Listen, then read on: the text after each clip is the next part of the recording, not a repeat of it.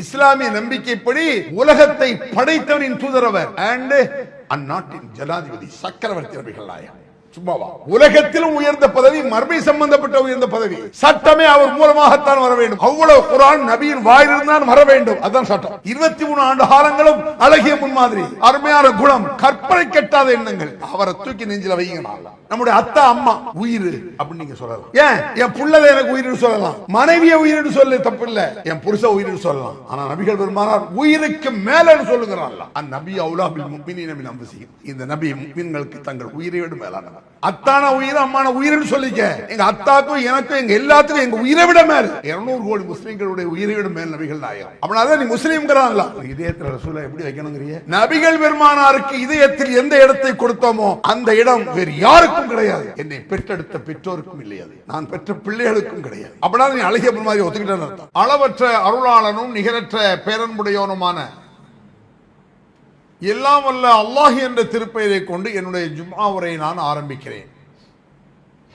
வல்லநாயனின் கருணையும் சாந்தியும் சமாதானமும் நம் உயிரிலும் மேலான நபிகள் பெருமானார் ரசூலுல்லாஹி ஸல்லல்லாஹு அலைஹி வஸல்லம் அவர்கள் மீதும், அவர்களின் உற்றார் உறவினர்கள் மீதும், அவர்களின் அன்பு தோழர்கள் சஹாபா பெருமக்கள் மீதும், நம் எல்லோரின் மீதும் இன்னும் உண்டாட்டுமாக.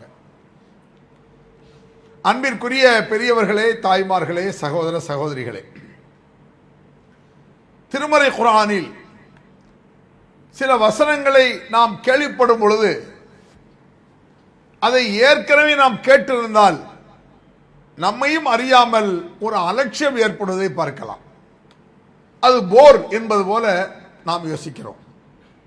ஆனால் ஒரு வசனத்தை பல விடுத்தம் கேட்க கேட்க கேட்க யாருக்கும் ஏற்படாத சிந்தனையில் கூட நமக்கு ஏற்படக்கூடும். ஒரு வசனம் இன்னொரு வசனத்திற்கு அழுத்தமாக ஆழமாக விளக்கம் தருவதையும் பார்க்கலாம். எனக்கு சில சிந்தனை தோன்றலாம், இதைவிட ஒரு அருமையான சிந்தனை உங்களுக்கு தோன்றலாம் என்பதை மனதில் வைத்துக் கொண்டு நாம் வசனங்களை கவனித்தோம் என்று சொன்னால் அபரிமிதமான சிந்தனைகள்லாம் வசனங்கள் வருவதை நீங்கள் பார்க்கலாம். சில வசனம் இன்னொரு வசனத்திற்கு அழுத்தமாக ஆழமாக இருப்பதற்கு நிறைய வசனங்கள் லிங்க் அப்படிம்பாங்கல்ல, ஒன்றுக்கொன்று லிங்காக தொடர்புடைய வசனங்கள், அப்படி சில வசனங்கள் இருக்கின்றன. அதில் உள்ள வசனம் தான் லகது கான லக்கும் ஃபீ ரசூலில்லாஹி உஸ்வத்துன் ஹஸனா என்பது. இந்த அண்ணல் நபியே அழகிய முன்மாறி இந்த வாசகம் நாம் சிறு பிராயத்திலேயே கேள்விப்பட்டிருப்போம். 40 ஆண்டுகளுக்கு முன்னாலேயே இந்த மீலாது விழாக்களில் எல்லா ஆலிம்களும் இந்த வசனத்தை சொல்வார்கள். அண்ணல் நபியே அழகிய முன்மாதிரி. இந்த வசனத்தை கேள்விப்பட்ட மாத்திரத்தில் பல விஷயங்கள் நம் நினைவுக்கு வரக்கூடும்.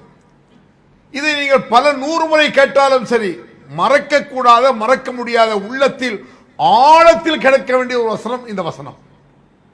இது போன்ற இந்த வசனத்திற்கு தொடர்புடைய அழுத்தத்தை தரக்கூடிய சில வசனத்தை சொல்கிறேன்.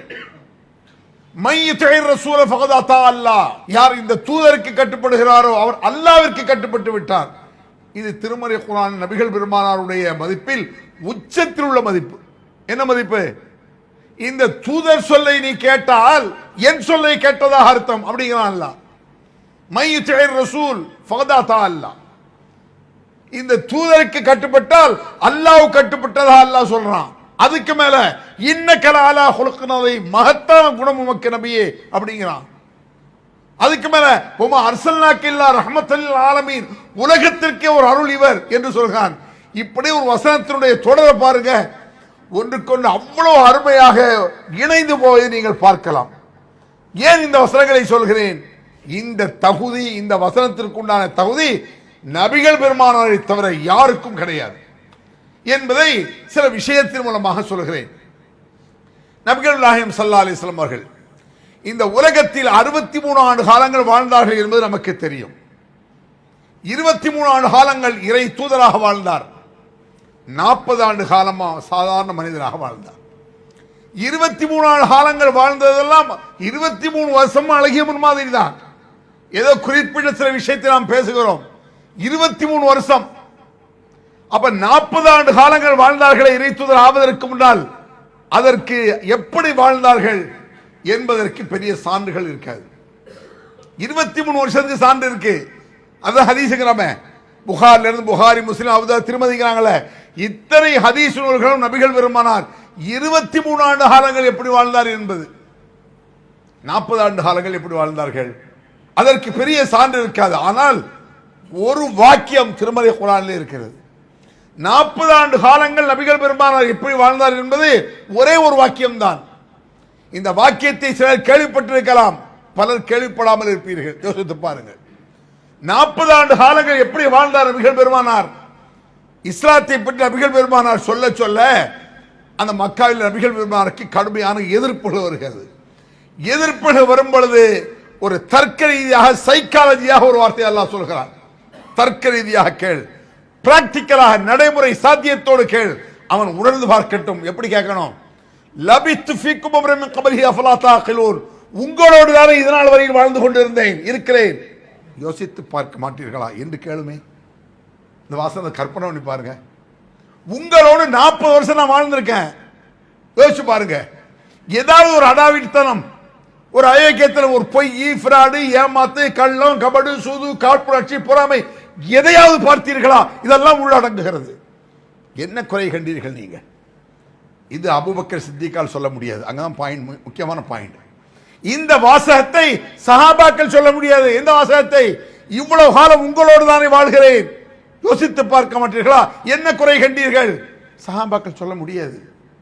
அதுக்கு என்ன ஆதாரம்? அல்லாஹ் குர்ஆன்ல சொல்றான், வகுன்தும் அலா ஷஃபா ஹுஃப்ரத்தி மினன் நார், நரகத்தின் விளிம்பில் கிடந்தீர்கள் நீங்கள். யாரு? சஹாபா பெருமக்கள். நரகத்தில் விளிம்பில். அர்த்தம் என்ன? நரகத்திற்கு செல்வதற்கு உண்டான எல்லா சேட்டையும் சஹாபாக்கள் செய்திருக்கிறார்கள். அதான் அதுக்கு அர்த்தம். எல்லா ராவடித்தனம். இஸ்லாத்தை ஏற்றுக்கொள்வதற்கு முன்னால் சஹாபாக்கள் செய்த அட்டுளையும் கொஞ்சம் நஞ்சம் அல்ல, சும்மா இல்ல. நபிகள் பெருமானாரை கொலை செய்ய திட்டமிட்டவர்கள் ஒரு காலத்தில் அவர்கள் தானே. சஹாபாக்கள் காபிராக இருக்கும் பொழுது ரசூலா கொலை செய்ய திட்டமிட்டவங்க இல்ல. அல்லாஹ் சொல்றான், நரகத்தின் ஓரத்தில் நீங்கள் கிடந்தீர்கள். அப்போ யார் எந்த அபூபக்கர் சித்திக் சொன்னா கூட என்ன குறை கண்டீர்கள்?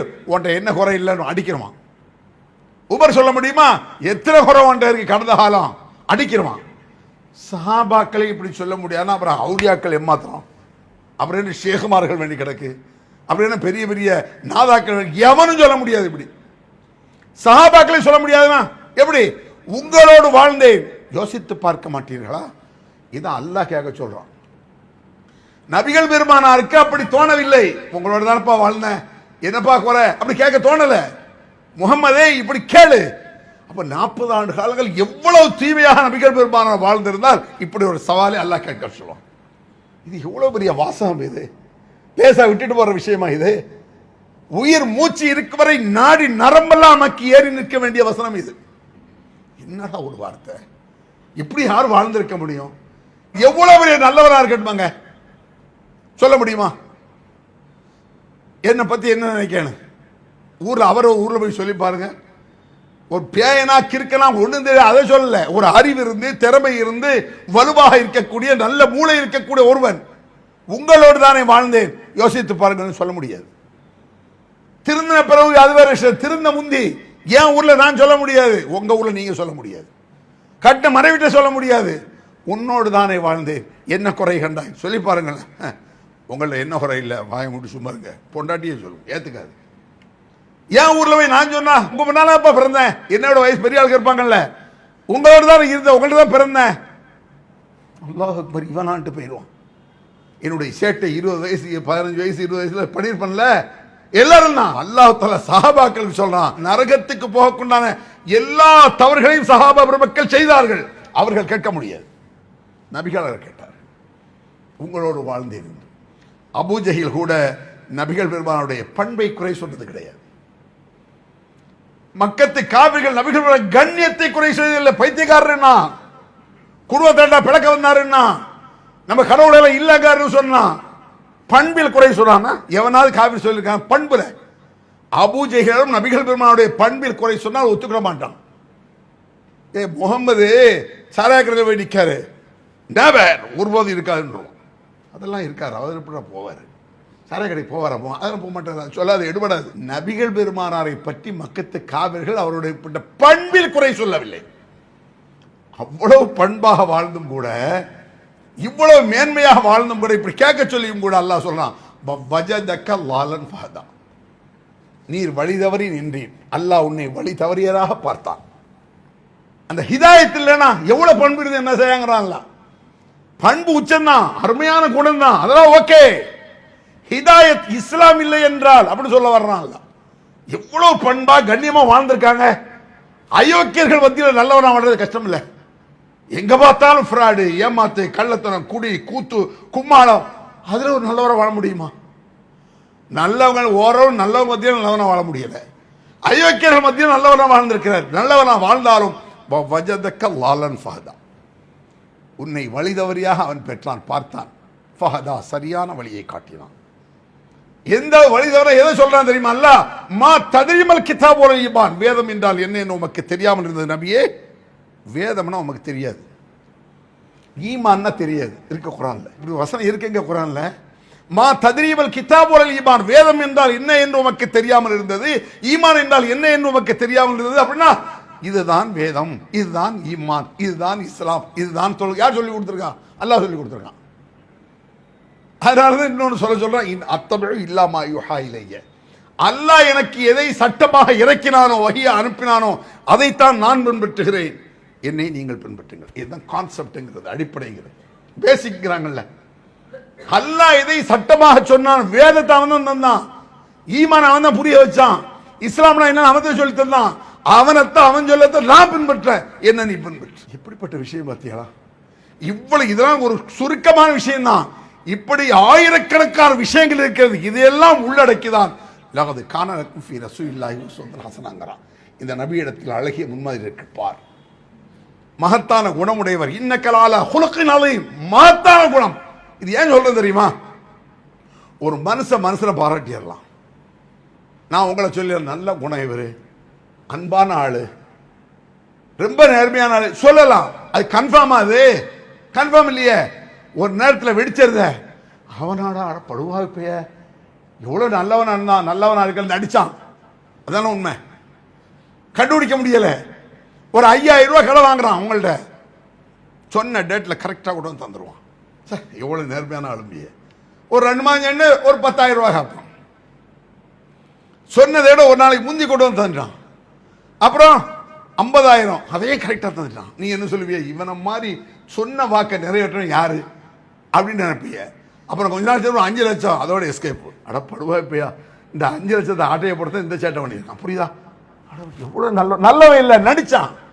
ஒரு உதாரணம் சொல்லுவாங்களே, ஓடு மீன் ஓட ஒரு மீன் வருமளவு வாடி இருக்குமாம் கொக்குமா. இந்த கொக்கு வாடி போய் உட்காந்துருக்குமா ஆத்துல, மீன்கள்லாம் நிறைய போகுமாமா. சின்ன சின்ன மீன் இருக்குமா பேசாம வாடி நிற்கும். அப்ப மீன்கள் நினைக்குமாமா இது நல்ல கொக்குகள் இருக்குன்னு. அது அதுக்கு இல்லை, பெரிய மீன் வரட்டும், ஒரு மீன் தூக்கிட்டு ஓடலாம். இந்த மாதிரி பெரிய அமௌண்ட்டுக்காக காத்திருக்கான். 40 வருஷம் வாழ்ந்திருக்காத. இது மாதிரி ஏதாவது கற்பனை செஞ்சீங்க.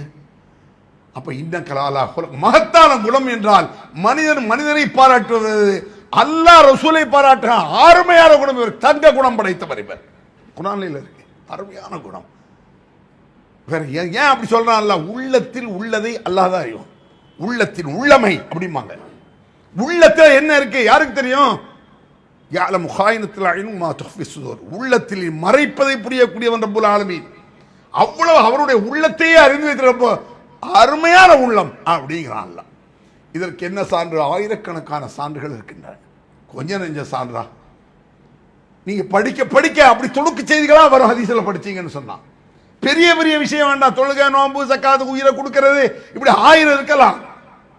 சின்ன விஷயம். ஒரு சஹாபி இப்னு மஸ்ஊத் அவர்கள் அறிவிக்கிறார்.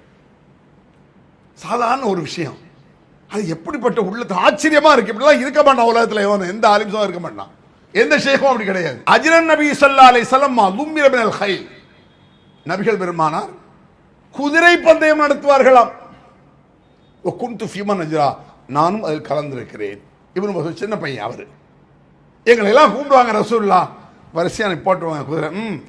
1 2 3 கற்பனை பண்ணுங்க, இப்படி சொல்லுவாங்க. ரசூல் சொன்னாங்க, யார் ஃபர்ஸ்ட் வரா பார்ப்போம், போட்டோம்.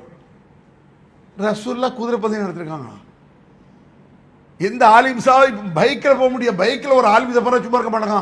என்ன ஆலிம்ஸா நீங்களா பைக்கில், நீங்களா சைக்கிளில், என்ன ஆலிம்ஸா நீங்க சைக்கிள், நீங்க டீ கடைக்கு வந்து, ஓ நம்ம வரக்கூடாது ஒன்று வருது. எதுல எல்லாம் கௌரவம் பார்க்கறான்.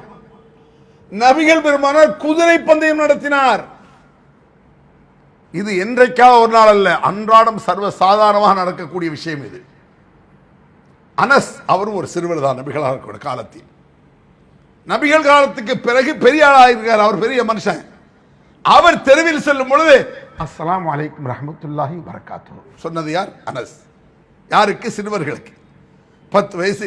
யாராவது ஒரு 10 வயசு பேர் சலாம் சொல்லியிருக்கீங்களா? நம்மள்ட்ட அந்த பழக்கம் இருக்கா? இல்லை. இந்த ஹதீஸை கேள்விப்பட்டிருக்கோம், நடைமுறையில் இல்லையே. கேள்விப்பட்டு என்ன செய்ய? 10 தடவை கேள்வி. நமக்கு யார்கிட்ட நடைமுறை இருக்கு? நபி வழி நடந்தால் நரகம் இல்லைன்னு சொல்லிக்கிறோம். நபி வழி நடந்தால் நரகம் இல்லை, நாடாத வீரர்கள் சொர்க்கம் இல்லைன்னு 40-50 வருஷமா அந்த பாடல் நம்ம காலை ஒழிச்சிருக்கோம்.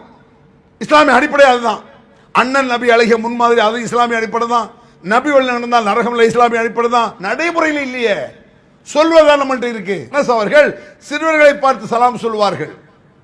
சொல்லிவிட்டு அவர் சொல்வார், கான ரசூலுல்லாஹி ஸல்லல்லாஹு அலைஹி வஸல்லம் யஃஅலுஹு. ரசூலுல்லாஹ் இப்படி தான் நடந்து கொண்டு இருந்தார்கள். அதுதான் முக்கியங்க. அவர் செஞ்சுட்டு ரசூலுல்லாஹ் பழக்கம் இதுதான். தெருவில் போகும்போது சலாம், பசங்களுக்கு சலாம் சொல்றது. இது சாதாரண ஒரு சம்பவம் நீங்க நினைக்க. இதுல எவ்வளவு விஷயம் இருக்கு தெரியுமா?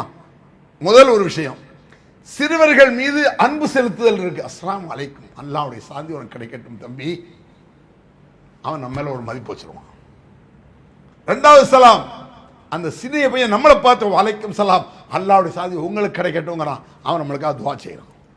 நாம் அவனுக்காக துவா செய்கிறோம், அவன் நமக்காக துவா செய்ய. சிறுவனின் துவா. 3வது, மண்டக்கணம் இல்ல, நான் பெரிய ஆளுகிற அகந்தை ஒளியும். கொஞ்ச நெஞ்ச விஷயமா இருக்கு. ஒரு சின்ன விஷயத்துல எவ்வளவு கொண்டு வர்றாங்க ரசூல் ஸல்லல்லாஹு அலைஹி வஸல்லம். சலாம், இந்த பழக்கம் நம்மள்ட்ட இல்லையே. அவர் அந்த சாஹாபி சொல்றாரு, நபிகள் பெருமாள் இப்படிதான் இருந்தார்கள் என்றால் பின்பற்று அப்படி சொல்ல வர்றார். அண்ணல் நபி அழகிய முன்மாதிரி என்று சொல்வதற்காக மட்டுமல்ல, மகத்தான குணம் என்று பாராட்டுவதற்காக மட்டுமல்ல, அவர் செய்தது போல நீ செய், வழிநடத்து, பின்பற்று. அதை இன்னும் தபி இல்லாம யுஹா இலைய, அல்லாஹ் எதை அறிவிக்கிறானோ அதை நான் பின்பற்றுகிறேன், என்னை நீங்கள் பின்பற்றுங்க. கற்பனை ஒண்ணு. ஏன் நம்ம மனசுல நம்மளுக்கு வரமாட்டேங்குது? ஒரு வசனத்தை கேட்கும் பொழுது மீண்டும் கேட்டால் ஒரு போர், கேட்டு விட்டோம் என்ற அலட்சியம். காமெடி 1000 தடவை கேட்கிறவன் ஒரே காமெடி, கேட்ட காமெடியை எத்தனை தான் கேட்பீங்க? கேட்டுக்கிட்டே இருப்பான். பஸ் ஸ்டாண்ட் நோடும் காமெடி 1000 தடவை கேட்டிருப்பான். ஒரு காமெடி மீது இருக்கக்கூடிய அக்கறை ஆர்வமா ஹதீஸ்ல இல்ல, நபி வழியில இல்ல. கற்பனை பண்ணி பாருங்க. இப்படி ஏகப்பட்ட விஷயங்கள் நபிகள் நாயகம் ஸல்லல்லாஹு அலைஹி வஸல்லம் காலத்தில் நடந்திருக்கிறது. சொன்னார்கள், இது சின்ன விஷயமாச்சா, இதுல இருந்து பெரிய ஒரு விஷயத்தை நான் சொல்லிட்டு இடைப்பட்ட நிறைய விஷயங்கள் இருக்கு, அதை நீங்களா படித்து தெரிஞ்சுக்கலாம். சாம்பிளுக்காக சொல்றேன். இவ்வளவு சிறுவர்கள் மீது இப்ப நடந்து கொண்டிருந்த குதிரை பந்தயம் நடத்தினாங்களே, ஒட்டகமெல்லாம் பந்தயம் நடத்திருப்பாங்களே. ரசூலுல்லாஹ் குதிரை ஓட்ட தெரியுமா? தெரியும். ரசூலுல்லாஹ் குதிரை ஓட்டுற மாதிரி யாரும் ஓட்ட முடியாது. நம்மளுக்கு குதிரை ஓட்ட தெரியாது. இந்த பீச்சில் போய் பாருங்க, குதிரைக்கு மேலே ஏறிக்கிட்டு அவங்க இழுத்துட்டு போகும்போது இப்படி தள்ளமாடு ஒரு 10-50 அடி தூர குதிரை இப்படி ஆயிருது. ரசூலுல்லாஹ் அவர்கள் குதிரை. என்னன்னா, மதீனாவில் மக்கள் தெருக்கு வந்துடுறாங்க. சாதாரண நைட்டு 12 மணி 1 மணிக்கு திருட வந்துட்டாலும் மொத்தமாக வீட்டில் இருந்து இறங்கி ஓடி வந்துடுவான்ல.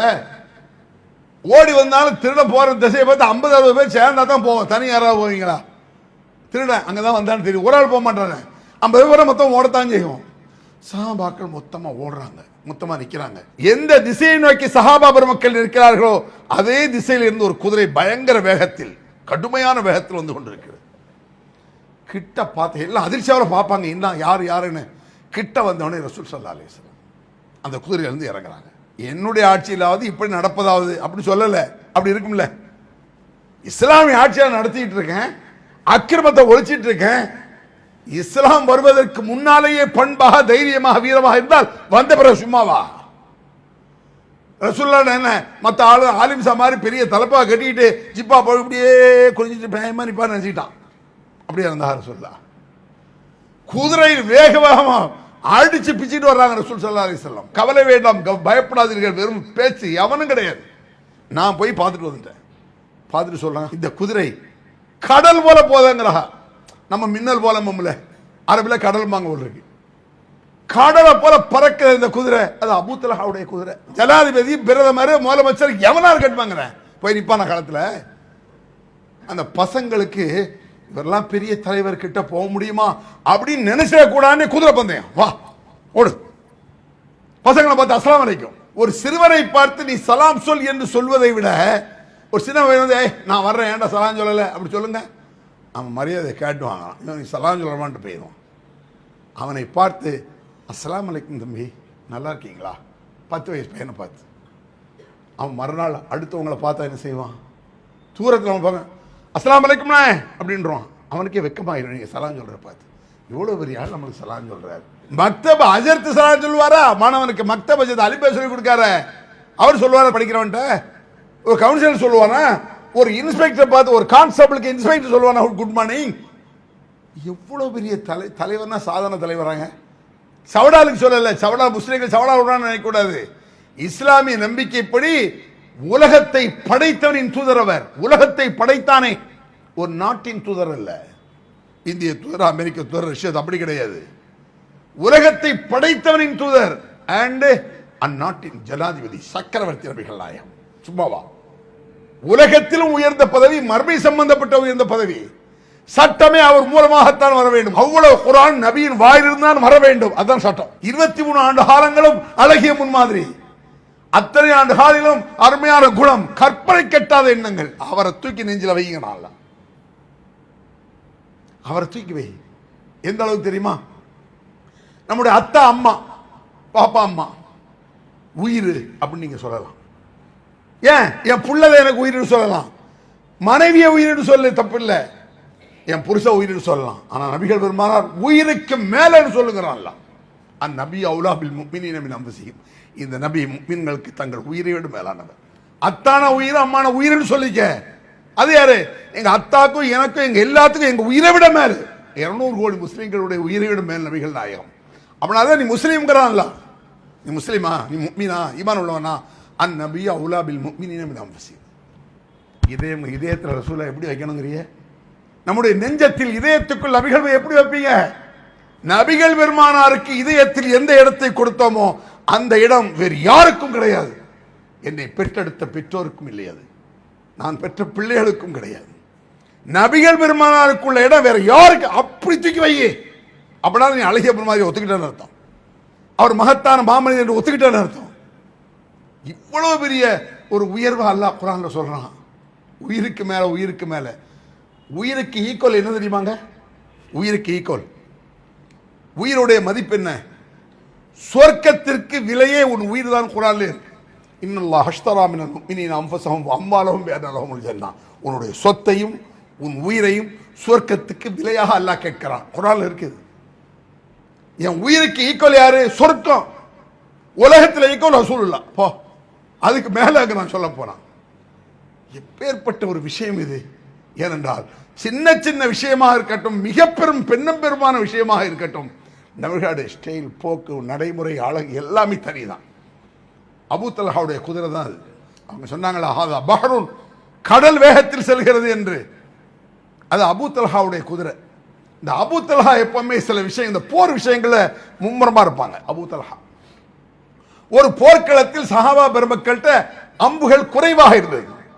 இது எவ்வளவு பெரிய நுட்பம் பாருங்க. அறிவாளினா யார் தெரியுமா? எல்லாம் தெரிந்தவன் அறிவாளி அப்படி சொல்ல முடியாது. அப்படி யார் இருக்கா உலகத்தில்? அல்லாஹ் ஒருத்தனுக்கு எல்லாம் தெரியும்.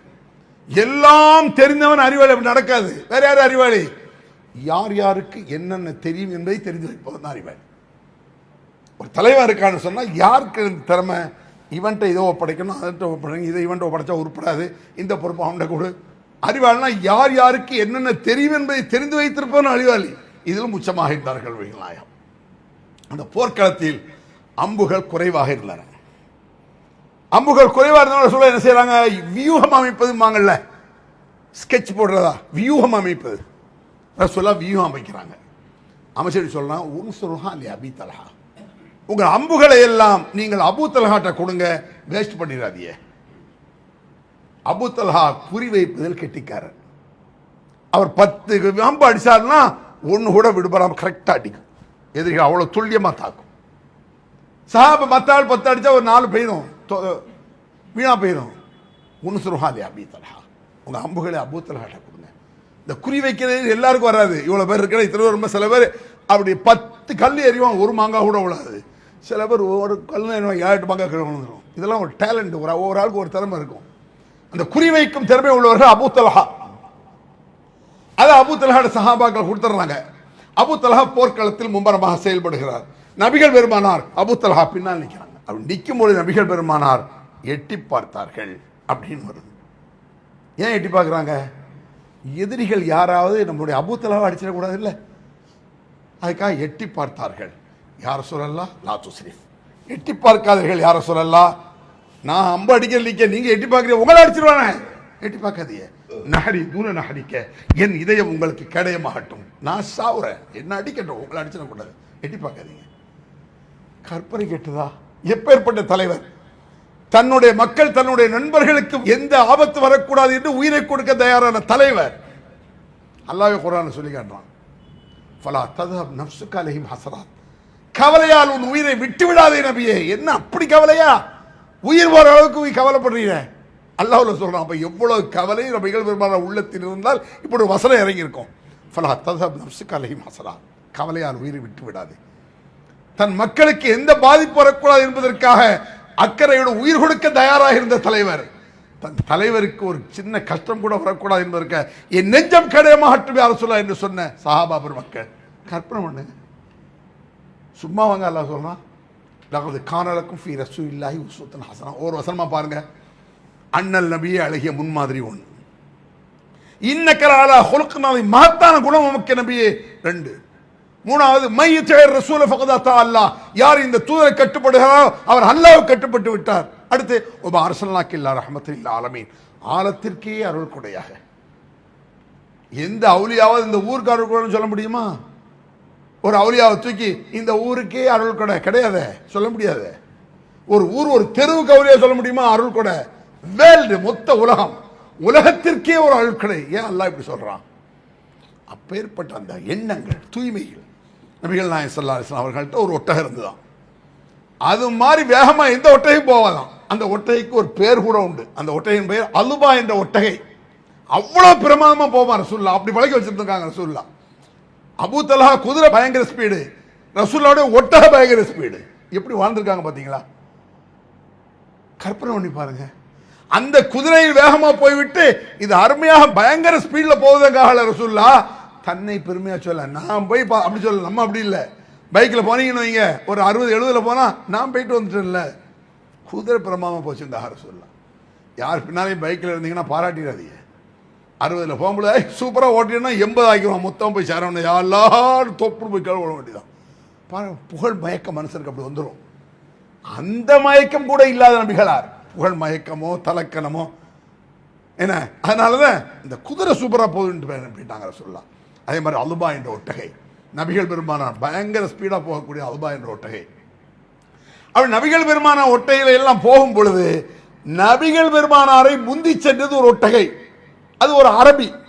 அரபினா கிராமவாசி, ஆலிம் சாக்கா காட்டரபிம்பாங்க. அரபினா காட்டரபின்னு சொல்லி பழகிருக்காங்க. அரபினா ஒரு கிராமவாசி, ரொம்ப கிராமத்துக்காரர். அவருக்கு இந்த மாதிரி ரசூலுல்லாஹ் ஒட்டகை விட வேகமா போகும், அவங்கள முந்தக்கூடாது அப்படின்னு தெரியாது அவருக்கு. நம்மள்ட்ட இருக்குல்ல அந்த பழக்கம். ஒரு பெரிய அஜர்த்து, ஊருக்கே பெரிய ஆலிம்சான வைங்களேன், அவர் போகும் பொழுது அவர் சின்ன 10 வயசு போய் முந்தி போனா, அத்தா அஜர்த்து போற பின்னாலவா எடுக்கிற பத்தி நம்மள்ட்ட இருக்கா? இருந்துச்சு, இப்ப இல்லை, உந்த விட மாட்டோம். அதுபோல் நபிகள் பெருமானாருடைய அந்த அலுபா என்ற ஒட்டகையை ஒரு அரபியினுடைய ஒரு கிராமவாசியுடைய ஒட்டகை முந்தி சென்றது. முந்தி செல்வதை சஹாபா பெருமக்கள் பார்த்துவிட்டு சங்கடப்பட்டார்கள். என்னடா ஒரு அரபிக்காரன், ஒரு காட்டு அரபி, இவன் குதிரை இவன் ஒட்டா வேகமா போய் நம்ம ரசூலுல்லாஹ் ஒட்டகை தோத்துருச்சாங்கிற மாதிரி எல்லாருக்கும் ஒரு தலைவரோட ஒட்டகை முந்தி போறதுதான். எல்லாத்துக்கும் மூஞ்சி சுருங்கிடுச்சு. சொல்ல போனா நபிகள் பெருமானார் இல்லா வல்லாஹுல்லாஹ், இது அல்லாஹ்வுடைய விதி, நியதி. இது ஒன்று வேகமாக சென்றால் அதை விட இன்னொன்று வேகமாக போய் பின்னுக்கு தள்ளிவிடும். குல்லிதி எல்மின் அலில் குர்ஆன்ல இருக்கா? எவ்வளவு பெரிய அறிஞனாக இருந்தாலும் எனக்கு அப்போ ஒருதான் வருவான். நான் எவ்வளவு பெரிய திறமசாலியாக இருந்தால் என்ன ஃபிட் பண்ணிடுவான், வருது முறியடிச்சிருவான். வாகனமும் அப்படி தேங்கிறா ரசூலுல்லாஹ். ஏன்னா உலகம் அல்லாஹ் என்னுடைய ஒட்டத்தை தவிர உலகத்தில் அவர் எதுவும் தோத்திரம் நல்லா வச்சிருக்கான். அல்லாஹ்வுடைய ஸ்டைல் அது, அல்லாஹ் ஏற்படுத்த விதி அது. இதையே உங்க முகமெல்லாம் மாறுது. அந்த ஸ்பாட்லேயே அடித்த நபிகள் நாயகம் எல்லாவற்றிலும் கொஞ்சம் நஞ்சம் அல்ல அப்பேற்பட்ட நபிகள் நாயகம் ஸல்லல்லாஹு அலைஹி வஸல்லம் அழகிய முன்மாதிரி. அந்த நபி வழி நடக்கும் நரகம் இல்லை. அப்படிப்பட்ட நபி வழி நடந்து நாம் சோரம் செல்ல அந்த ரப்புல் ஆலமீன் நம்ம எல்லோருக்கும் உதவுவானாக என்று சொல்லி முடிக்கிறேன். அல்ஹம்துலில்லாஹி ரப்பில் ஆலமீன். அல்லாஹு அக்பர். அல்லாஹ்